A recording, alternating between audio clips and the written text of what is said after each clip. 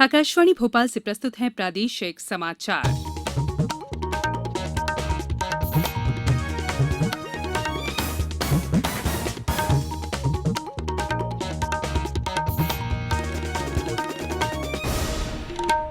नमस्कार, समाचारों के साथ मैं संयुक्ता बैनर्जी।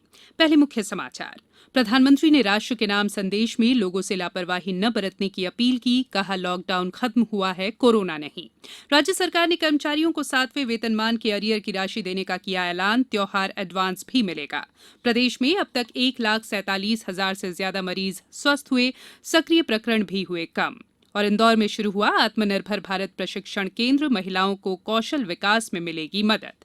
अब समाचार विस्तार से। प्रधानमंत्री नरेंद्र मोदी ने त्योहार के मौके पर देशवासियों से कोरोना के खिलाफ लड़ाई में लापरवाही न बरतने की अपील की है। श्री मोदी ने आज राष्ट्र के नाम संदेश में नवरात्रि, दशहरा, ईद, दीपावली, छठ और गुरु नानक जयंती के मद्देनजर लोगों से मास्क पहनकर निकलने और सावधानी बरतने की भी अपील की।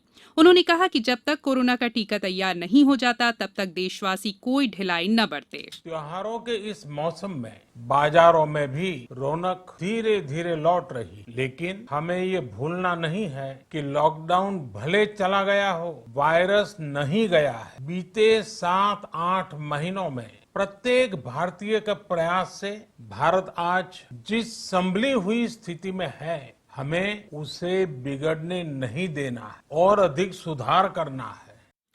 कई देशों का उदाहरण देते हुए श्री मोदी ने कहा कि अमेरिका और यूरोप के कई देशों में कोरोना के मामले कम हो रहे थे, लेकिन लापरवाही से फिर बढ़ने लगे। उन्होंने बताया कि देश में कोरोना के टीके का निर्माण अग्रिम चरण में है और हर नागरिक तक टीका पहुंचाने की योजना पर काम चल रहा है। राज्य शासन ने त्योहारों के ठीक पहले कर्मचारियों को बड़ा तोहफा दिया है। सरकार ने करीब 4,37,000 कर्मचारियों को 7वें वेतनमान के अरियर की तीसरी किस्त की 25% राशि दिवाली से पहले देने की घोषणा की है। इसे कर्मचारियों के खाते में डाला जाएगा। साथ ही इसी वित्तीय वर्ष में पूरे अरियर का भुगतान कर दिया जाएगा। वहीं एक अन्य फैसले में 40,000 रुपए से कम वेतन वाले कर्मचारियों को 10,000 रुपए का त्योहार एडवांस देने का भी फैसला किया गया है। ये एडवांस 31 मार्च तक कभी भी लिया जा सकता है। लोकसभा और विधानसभा चुनाव लड़ने वाले उम्मीदवारों के चुनाव खर्च की सीमा 10% बढ़ा दी गई है। केंद्र ने इस संबंध में निर्वाचन आयोग की सिफारिश स्वीकार कर ली है। आयोग ने कहा था कि कोविड-19 के मद्देनजर उम्मीदवारों को प्रचार में मुश्किलें आ रही हैं, इसीलिए उन्हें ज्यादा खर्च करने की अनुमति दी जाए। विधि मंत्रालय ने कल इस संबंध में अधिसूचना जारी कर दी है। अधिसूचना में कहा गया है कि लोकसभा चुनाव के लिए उम्मीदवार अब 77 लाख रुपए खर्च कर सकेगा। पहले ये सीमा 70 लाख रुपए थी। 2014 के लोकसभा चुनाव से पहले प्रचार खर्च की सीमा बढ़ाई गई थी।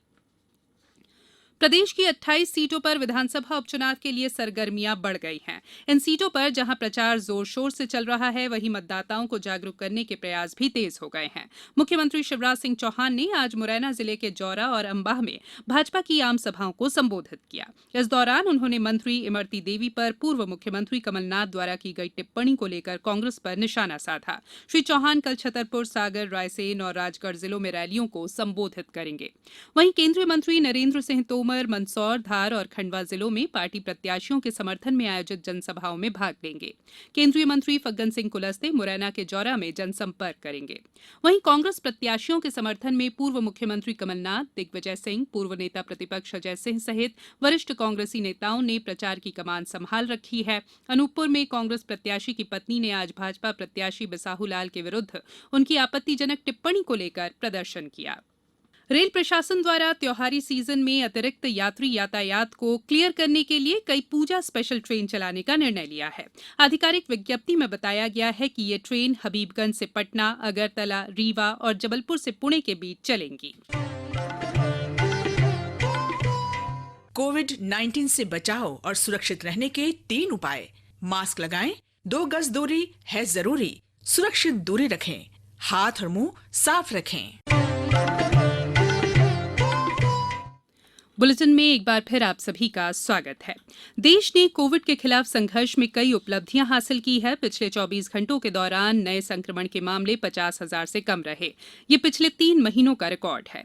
सक्रिय मरीजों की संख्या भी कुल संक्रमित व्यक्तियों के 10% से कम हो गई है, जो एक नई उपलब्धि है। देश में सक्रिय मरीजों की संख्या 7.5 लाख से भी कम है। ठीक होने वालों की दर 88% से अधिक हो गई है। इधर प्रदेश में अब तक 1,47,000 से ज्यादा मरीज स्वस्थ हो चुके हैं, जबकि सक्रिय मामलों की संख्या घटकर 12,000 के आसपास आ गई है। बैतूल से हमारे संवाददाता ने बताया है कि जिले में 37 लोगों में संक्रमण की पुष्टि हुई है, वहीं 23 लोगों को डिस्चार्ज किया गया। देवास जिले में आज 21 कोरोना पॉजिटिव मरीज कोरोना संक्रमण से मुक्त होकर अपने घर लौटे, जबकि 9 नए कोरोना मरीज मिले हैं।